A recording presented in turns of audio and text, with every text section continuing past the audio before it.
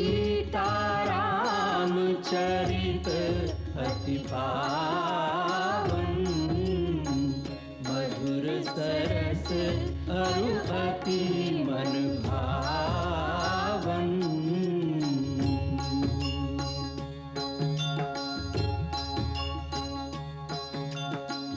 पुनि पुनि कितने हो सुने सुनाए, पिय की प्यास बुझत न बुझाए।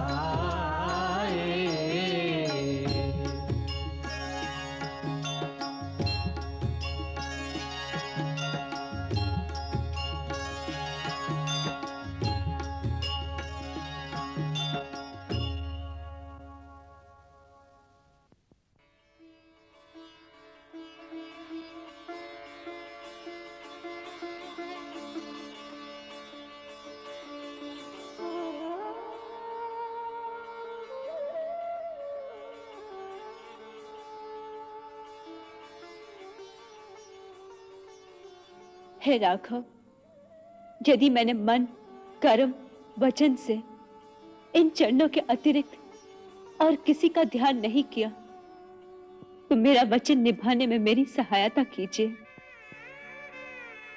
क्योंकि पति की आज्ञा के बिना नारी अपने किसी भी धर्म या वचन का पालन नहीं कर सकती।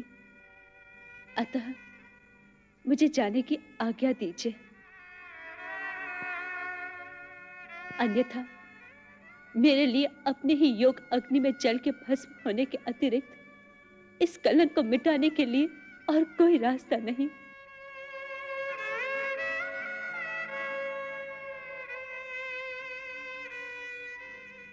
मुझे जाने की आज्ञा दीजिए प्रभु।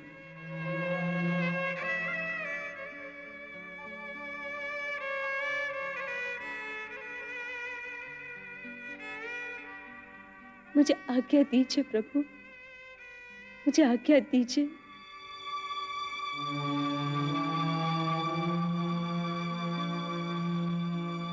यही एक रास्ता है प्रभु, अब मुझे आज्ञा दीजिए।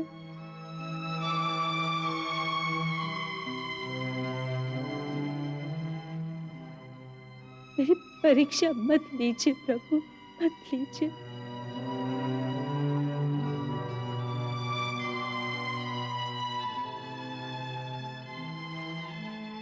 मुझे अपने धर्म का पालन करने दीजिए।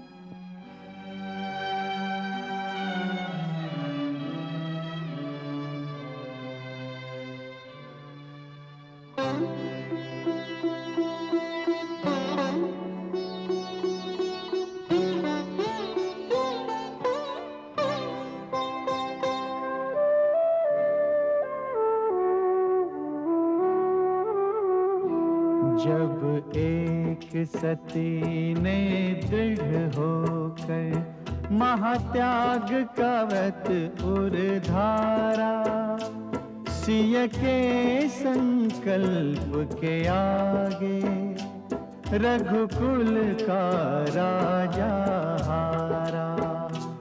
इस दृढ़ संकल्प के आगे रघुकुल का राजा हारा।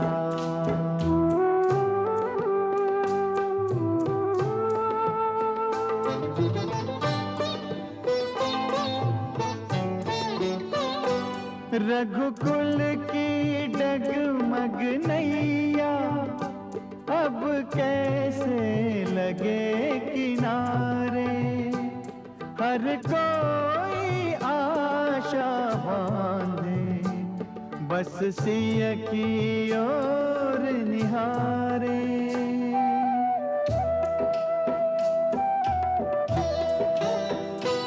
ये महाशक्ति वैदेही आदर्श की प्रतिमा लागे, त्याग और बलिदान में सीता लो बढ़ गई राम से आगे। आकाश है यदि श्री रघुवर तो सीता है अटल ध्रुव तारा, सिय के संकल्प के आगे रघुकुल का राजा हारा। इस दृढ़ संकल्प के आगे रघुकुल का राजा हारा।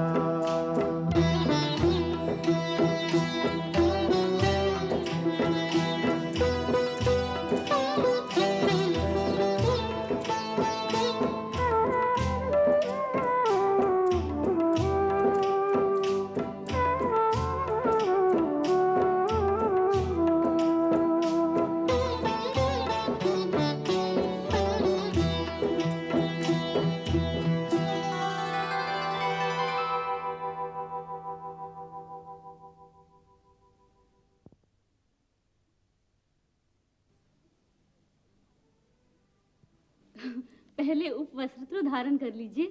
अरे मुझे जल्दी में कुछ याद नहीं रहता। ये अर्धरात्रि में सहसा जाने की क्या आवश्यकता आन पड़ी? ये तो भैया और भाभी जाने। मेरा धर्म तो केवल आज्ञा पालन है। राजा रानी का आदेश हुआ, सेवक तत्पर तैयार। मेरा विचार है इस मास पूर्णिमा को गंगा स्नान का विशेष महत्व होता है। तभी भाभी ने सोचा होगा सूरज की पहली किरण के साथ गंगा स्नान का पुण्य लाभ प्राप्त करें। इतनी जल्दी पहुंच जाएंगे? लक्ष्मण जैसा सारथी हो तो कुछ असंभव नहीं। तुमने अभी हमारा रथ चलाना नहीं देखा उर्मिल। लौटना कब होगा? कौन जाने। उस दिन भाभी कह रही थी ऋषि स्त्रियों के साथ आश्रम में कुछ दिन रहने की इच्छा हो रही है, इसलिए उन्होंने ऋषि स्त्रियों जैसे वस्त्र भी बनवा लिए हैं। ऐसा क्यों? वो कह रही थी ऋषि आश्रम में राजसी वस्त्र अच्छे नहीं लगते। परंतु अब वो महारानी हैं, उन्हें तापसी वेश नहीं धारण करना चाहिए। उनकी इच्छा को कौन टाल सकता है। माताओं का भी आदेश आया है इन दिनों भाभी की कोई भी इच्छा निरापद न की जाए।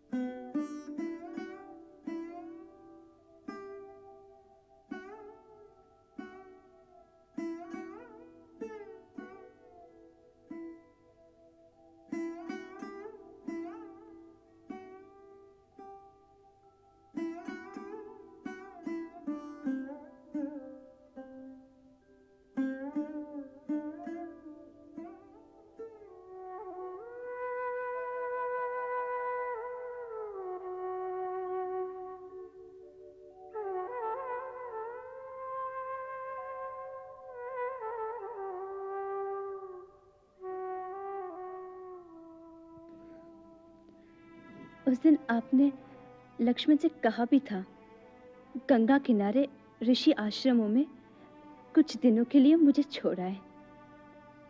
बस उसी आज्ञा अनुसार मैंने लक्ष्मण से कहलवा भेजा है कि रथ अभी ले आए। रात को निकल जाना ही उचित होगा। सीते, सीते हमें विवश न करो।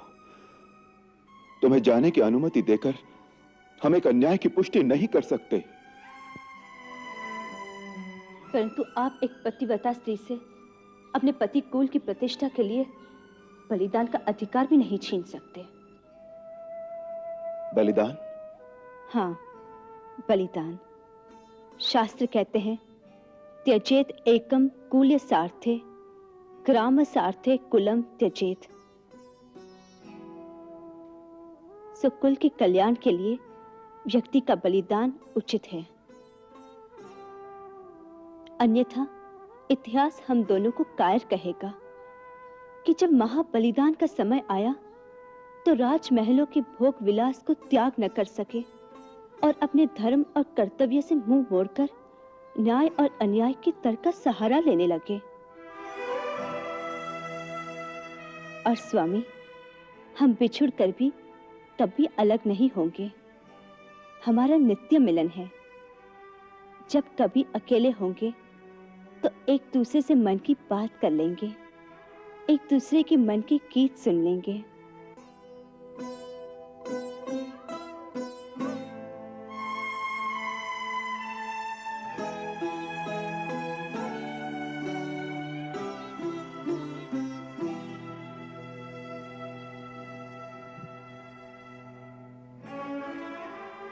सीते, इतने बड़े बलिदान को तुमने कितना सहज बनाकर कह दिया है,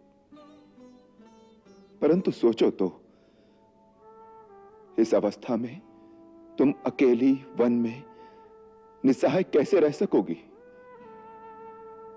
जब आपको अपनी सीता के बारे में ऐसी चिंता है, तो साधारण मनुष्य का स्त्री को अबला समझना न्याय संगत है।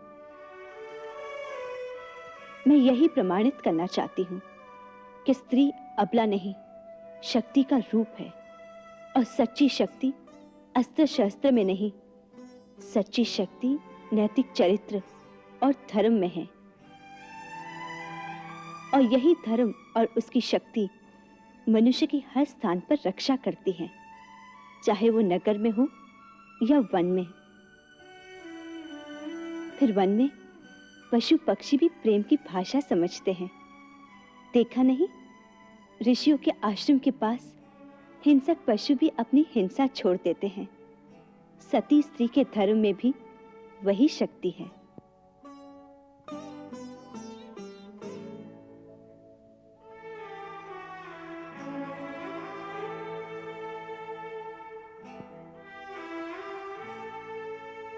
क्या सोच रहे हैं आप?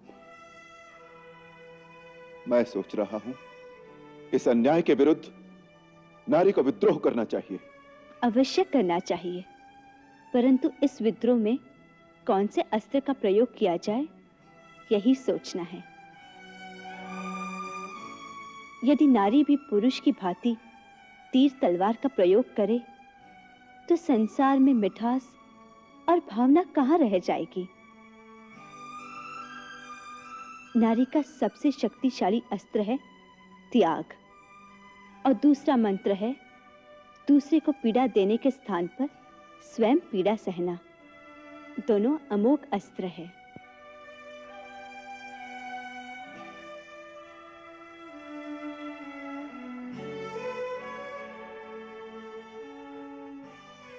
पुरुष तलवार से अपने शत्रु को जीत तो लेता है, परंतु उसके मन पर अधिकार नहीं पा सकता। उसके घाव बाकी रह जाते हैं। स्त्री जब दूसरे का अत्याचार सहकर भी उसको बदले में प्रेम देती है, तो सामने वाला एक दिन हथियार डालकर उसे नमस्कार करता है।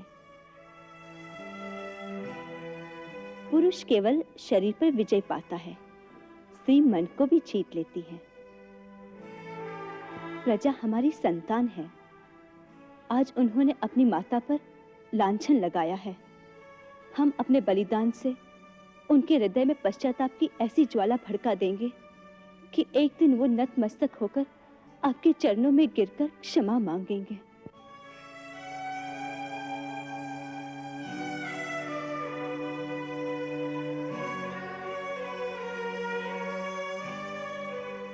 बस मैं आपसे एक ही वचन मांगती हूँ, मेरे पश्चात आप अपना संतुलन नहीं खोएंगे। यदि आंख भी भर आई तो लोग आपको निर्बल कहेंगे कि स्त्री के वियोग में रोता है। फिर यह बलिदान वृथा हो जाएगा। लोग राजा को मानव नहीं मानते, एक महामानव मानते हैं। एक नायक का यही उत्तरदायित्व है कि जो लोग उसे प्रेरणा ले, उसे ध्यान में रखकर अपने दुख अपने अंदर ही डुबो ले।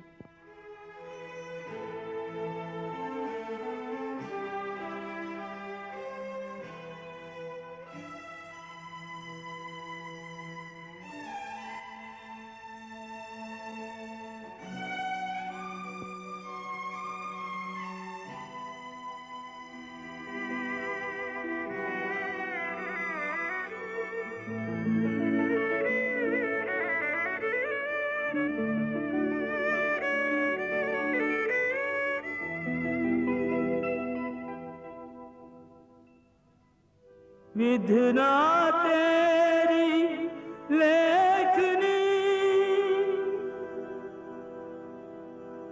निष्ठुर निर्मम क्रूर, जो सपने हो नहीं दूर रहे। कर दिया उनको दूर।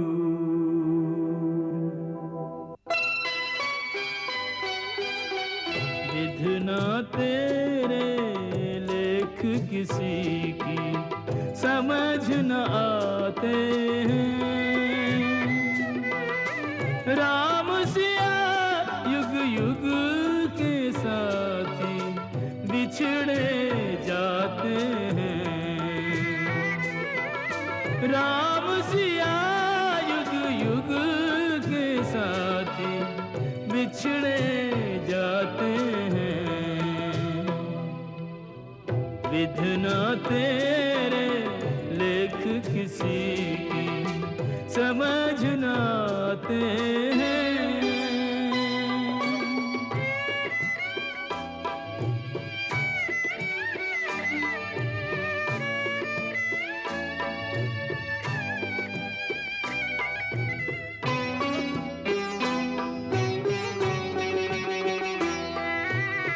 कैसे हैं ये राजा रानी, कैसी इनकी करुण कहानी।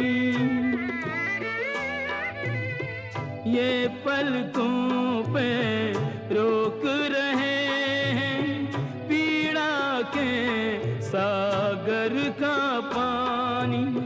ये पलकों पे रोक रहे हैं पीड़ा के सागर का पानी। एक दूजे से एक दूजे की पीर छुपाते हैं। राम सिया युग युग के साथी बिछड़े जाते हैं। विधना तेरे लेख किसी की समझ न आते हैं।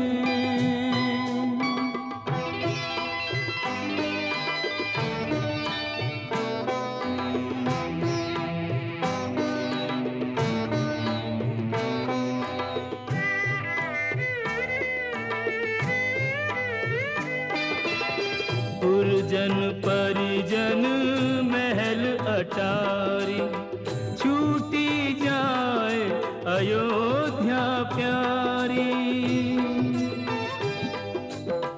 सारा नगर नींद में सोया, क्या जाने किसने क्या खोया। नीरव निशी में धर्म के रथ पे जोगन चल दी कर्म के पथ पे। बिछड़ के भी ना टूट सके ये ऐसे नाते हैं। राम सिया युग युग के साथी बिछड़े जाते हैं। विधना तेरे लेख किसी की समझ न आते हैं। राम सिया युग युग के साथी बिछड़े जाते हैं। राम सिया युग युग के साथी बिछड़े जाते हैं।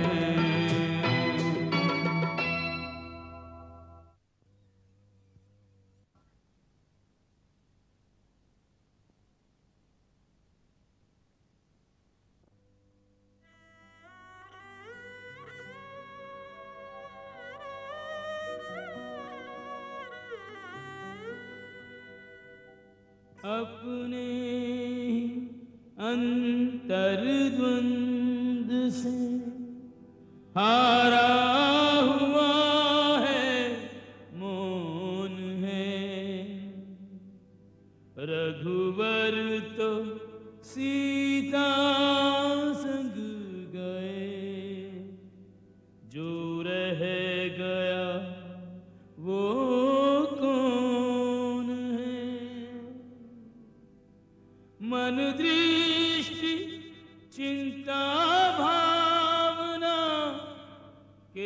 चल सिया की ओर है, आशा की एक किरण नहीं, कैसे कहें ये भोर है, ये रैन है या भोर है।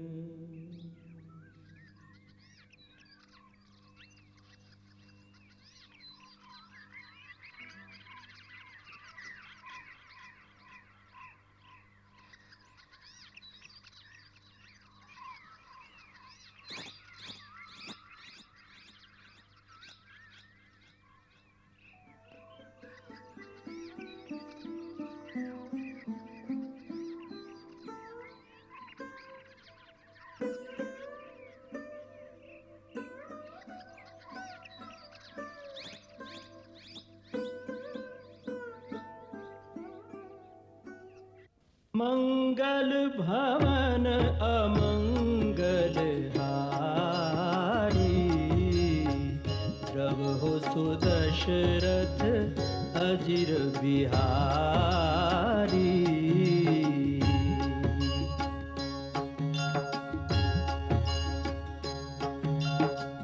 सीताराम चरित अति पावन, मधुर सरस अरु अति मन भावन।